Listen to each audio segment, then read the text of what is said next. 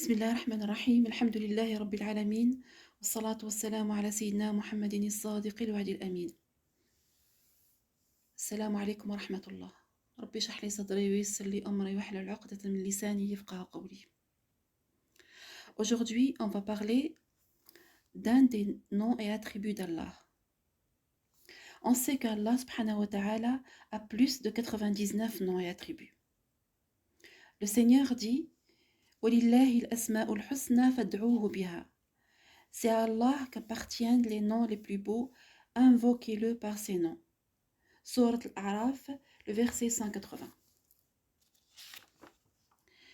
C'est-à-dire, tu invoques Allah Azza wa Jal dans ce que tu veux par le nom qui convient. Par exemple, si tu es malade ou tu as un malade, ya Shafi, ô le guérisseur. Si tu as une faiblesse, ya Qawi, ô le fort. Si tu es confus, ya Hadi, ô le guide. Si tu as un besoin, ya Razaq, ô le pourvoyeur. Chaque nom des noms et attributs d'Allah convient à un besoin, à un manque précis. On va faire une petite expérience. On prend les 99 attributs d'Allah et on les lit un à un. Et le nom que tu sens qui est le plus proche de toi, c'est celui qu'Allah subhanahu wa ta'ala se manifeste sur toi par son biais. Chacun de nous a une qualité qu'Allah Azza wa Jal se manifeste sur lui par son biais. Et ce nom, c'est le plus approprié à sa personnalité. Et ce nom peut changer selon les situations. Mais il y a un qui est récurrent chaque fois. C'est pour ça qu'il y a des gens, des fois tu trouves des gens, quelqu'un qui est charitable, qui est compatissant. C'est Ism ar-Rahim, le miséricordieux, qui s'est manifesté sur lui. Et des fois tu vois quelqu'un qui est fort.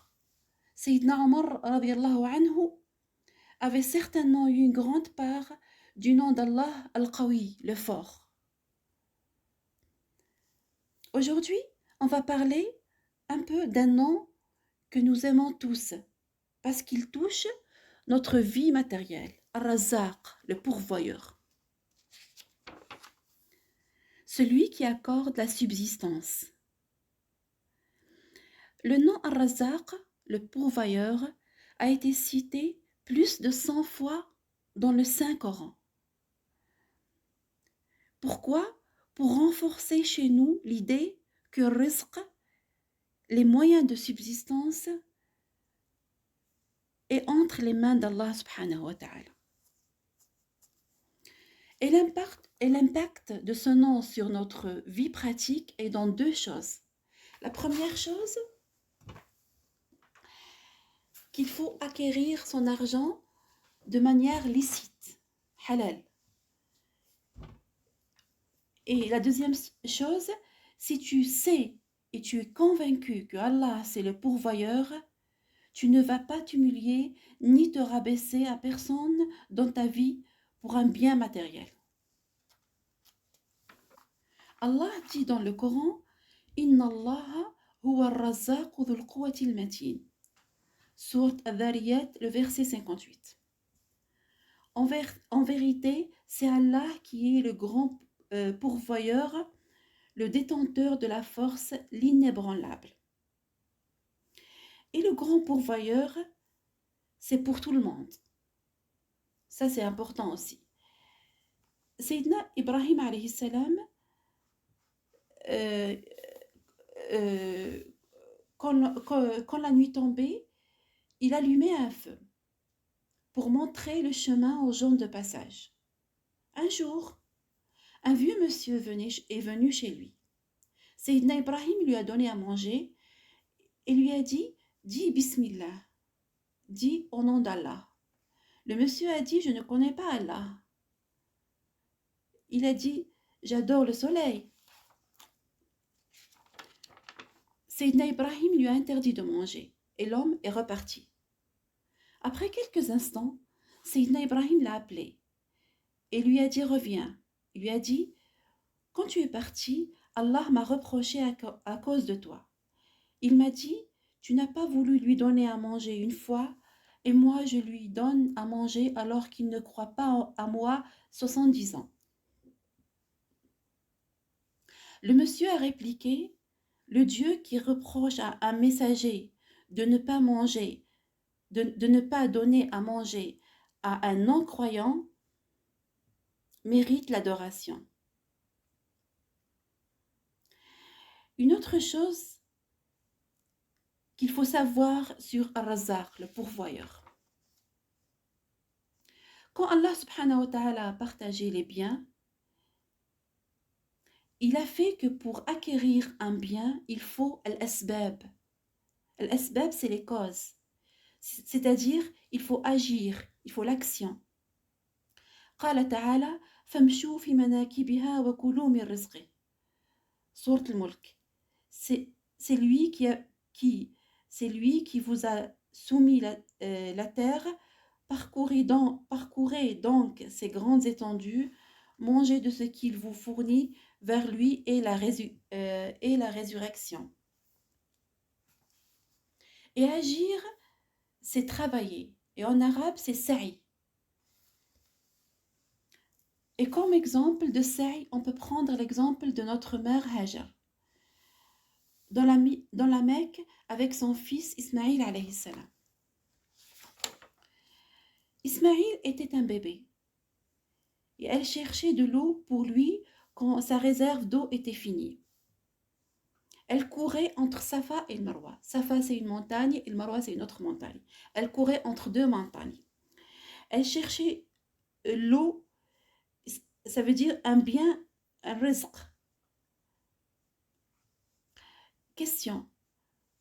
Quand elle courait entre Safa et Marwa, est-ce qu'elle courait en adoration ou elle cherchait à boire pour elle et son fils?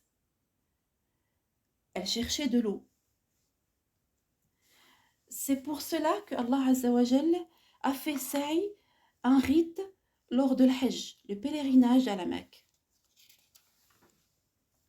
Et l'histoire de Sayyida Hajar, lorsqu'elle a fait plusieurs fois l'aller-retour entre Safa et Marwa, nous donne des leçons. La première leçon, c'est qu'il ne faut pas désespérer en cherchant un rizq. La deuxième leçon, il ne faut pas taper à la porte d'Allah une seule fois. Il faut taper plusieurs fois. C'est l'invocation. Et ne marche pas dans une seule direction en cherchant un rizq. Il faut prendre plusieurs directions. Et à la fin de l'histoire de Sayyida Hajar, Jibril alayhi salam est descendu du ciel et a tapé la terre avec son aile et l'eau bénie Zamzam est sortie et elle coule jusqu'à présent. Allah subhanahu wa ta'ala nous a donné dans le Coran l'exemple de 3 animaux pour nous apprendre comment acquérir le rizq. L'exemple des abeilles, l'exemple des fourmis et l'exemple des oiseaux. Les abeilles, pour fabriquer un seul kilogramme de miel, elles parcourent 400 000 kilomètres. Les fourmis, Allah nous a parlé des fourmis pour l'ordre, pour la structuration des fourmis. Et l'exemple des oiseaux pour la confiance en le tuteur, Allah subhanahu wa ta'ala. Al-Wakil. L'oiseau, il part le matin le ventre vide et il revient vers son nid le soir le ventre plein. قال صلى الله عليه وسلم لو أنكم تتوكلون على الله حق توكله لرزقكم كما يرزق الطير تغدو خماصا وتروح بطانا.